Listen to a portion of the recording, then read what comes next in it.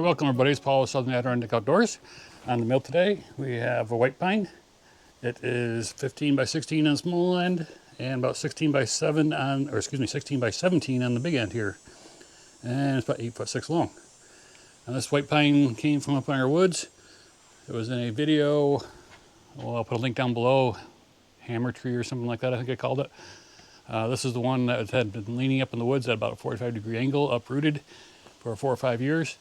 So I like to see what's in it, see if it's any good or not. At the time it looked good, but now once I cut this section off, I notice red rot. So I hope to work around that red rot and maybe get some Wood-Mize out of this for siding. You'll notice some changes at the mill. I hooked up a dust collector. This is a temporary hookup. I just got a new hose in yesterday that's longer, so I can get rid of this little funky connector I made down here. So it goes up here, goes down the pipe to the far end of the mill shed to a little cheapo 1 horsepower Harbor Freight blower. Got it on clearance, and it goes out. You probably can't really see it. It goes out through the eaves there, and I have it currently emptying into a little trailer that is not really up to the job, but it's working for now. You can see here's where the pipe comes out, and it just dumps into the trailer here. I had to put some of these slabs and plastic over here to keep the sawdust in, otherwise it just blow around all over the place. And it still does to some degree, but it's still a lot better than carrying 5-gallon buckets all the way up to the pile up there. So I'm gonna hook this up a little better in the near future and figure out something. I need to disperse the airflow so it just doesn't blow the sawdust, all over the place. You can see it's all over the tops of these plastic panels and down the ground and even around the corner over to here. But it's still better than the buckets. I did have to bring over a bigger generator to power it. My little Honda wouldn't, little Honda 2000 watt wouldn't run it, so I had to bring over a bigger one. So we'll see how that noise affects the video quality. It does have auto throttle, so it does throttle down, but I got to run back and unplug the blower back there to get it to throttle down. So if you see me disappear out back and then come back, that's what I'm doing. Let's see, I mentioned a couple changes. A small change, which was for comfort more for anything else, was the exhaust direction. It was coming out back here, which is basically towards the operator. I rotated it, I guess it'd be 90 degrees, so now it blows forward, and it's not more comfortable that way for the operator. And then the last change is what's in the tank. My usual was pine sol and water, no Dawn, just pine sol, lemon scented pine sol. But I've changed that. Let me grab this bucket here. Let's see, where can I put this where you can see it. So, picked up some of this cotton picker spindle lube and detergent. We had to order it, and it came FedEx freight from Arkansas or Alabama, I believe. So, I've been trying it on the last batch of logs I did. I'll throw in a clip here of those logs so you can see what they're like. There's two more of that same kind of wood. Look like they've been rolled around in the mud a bit. These are a little bigger ones.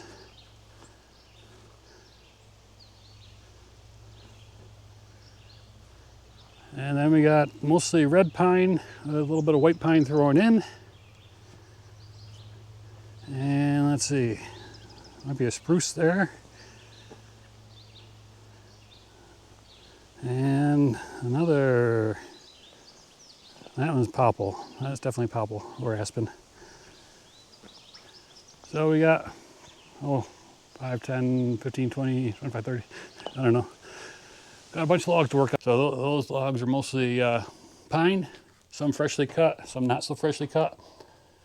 And this is the last blade that I used on them. This blade probably has 6 or 7 red and white pines. And and no buildup. I think it definitely works better than the pine saw and water. Problem is, it's not the cheapest stuff in the world. That 5-gallon bucket I think was 40 bucks plus plus 20 bucks shipping. And I used 2 cups, well, a generous 2 cups for every tank. So I might be able to scale that back in the future, how much I use, but so far it's working good. I like it, but I wish there was a local supplier of it. All right, we'll get on with this white pine. So that sound you hear is the generator idling. I'm curious to see how it's going to do sound-wise.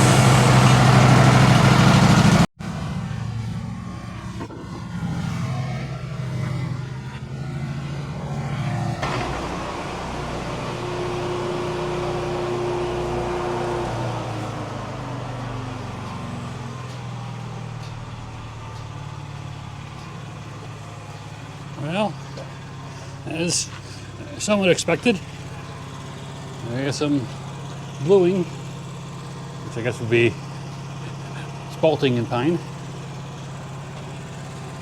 But solid wood here in the middle. Maybe not that middle. Plug the blower in.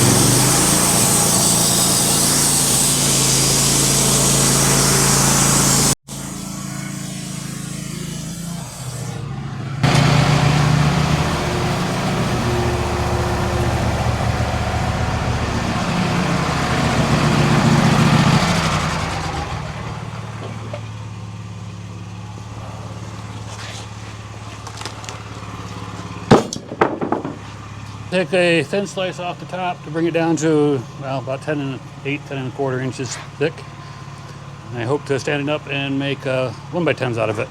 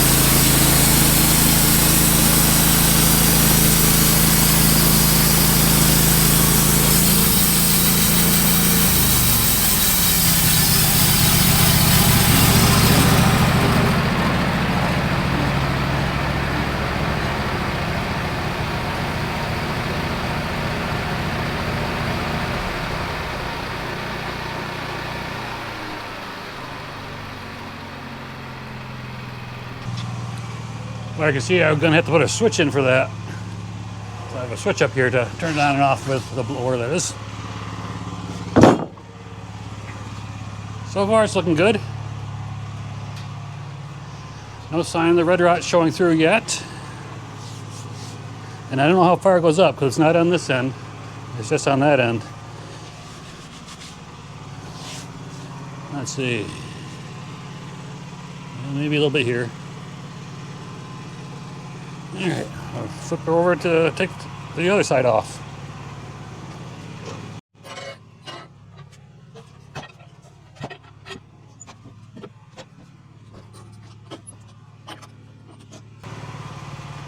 Okay, during the next cut, I think I'll come over and grab you guys and run around the corner while the saw is moving. And we'll take a look, see how the dust is billowing out. Hopefully some of it's staying in the trailer, but I haven't seen what it does either myself, being in here all the time. So I just want to double check, make sure there's no metal that saw is going to hit. Maybe I'll have it go a little slower too. So get prepared to be dizzy, make dizzy going around the corner here.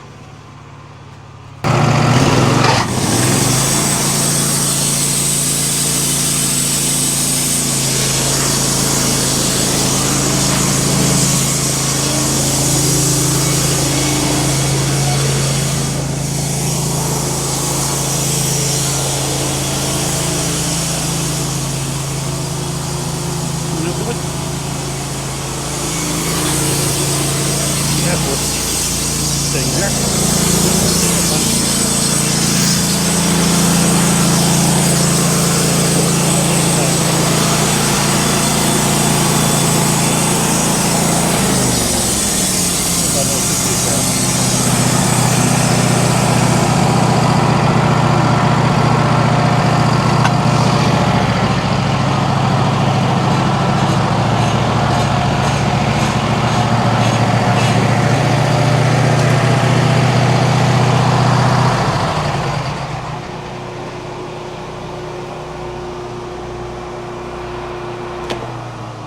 Switch.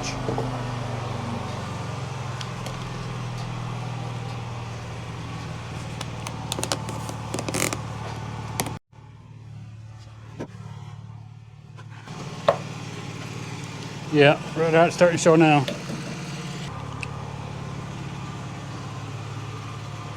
That's the red rot poking through. This is actually pretty good, but it's the more grainy part you see there. But it's red rot as well. Oh. Now, how's the generator sounding over there? It's on auto idle. When I was over here this past week, I didn't really notice too much, but now that the cameras are rolling, it sounds very loud. So let's see. I might be able to get one off of here before I hit that red rot pocket. I think I'll be best off flipping it around 180 and taking 1, 2, maybe 3 off that side. And then maybe get some 1x6s off of here, and we'll see what that looks like. Round and round we go.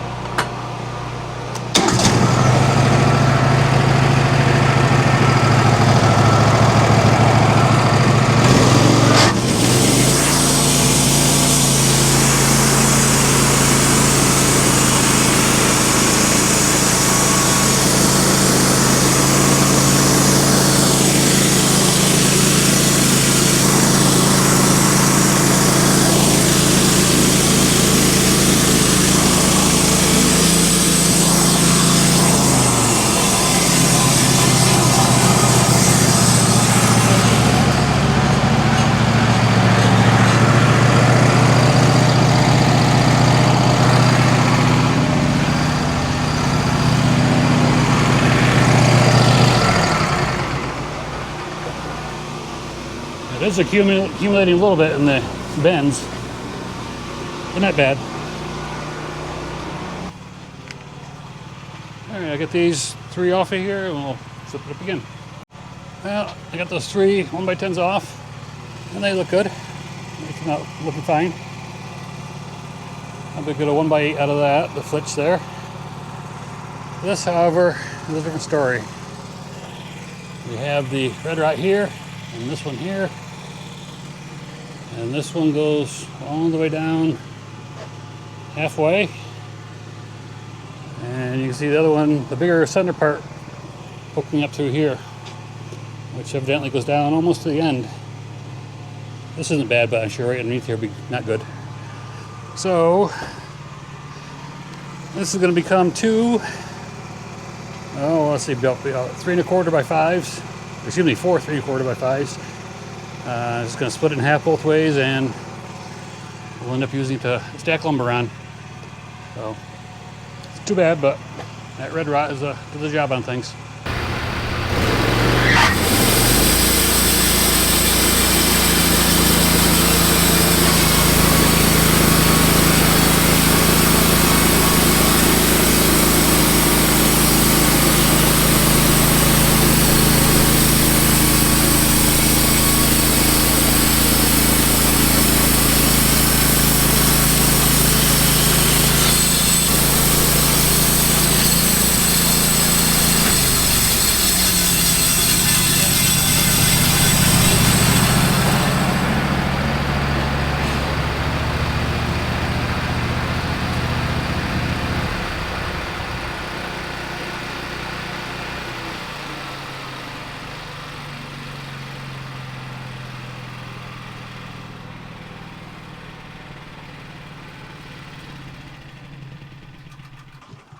Ah, blessed silence. Well, got something usable out of those at least. It's not what I wanted, but something we can always use. Never have enough lumber stackers around.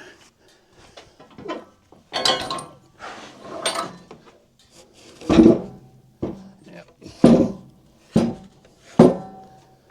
Yep, red rot. Well, down to here, a little bit there, but it's not as bad. Here's, yep, right out the whole way. Same thing with that one. I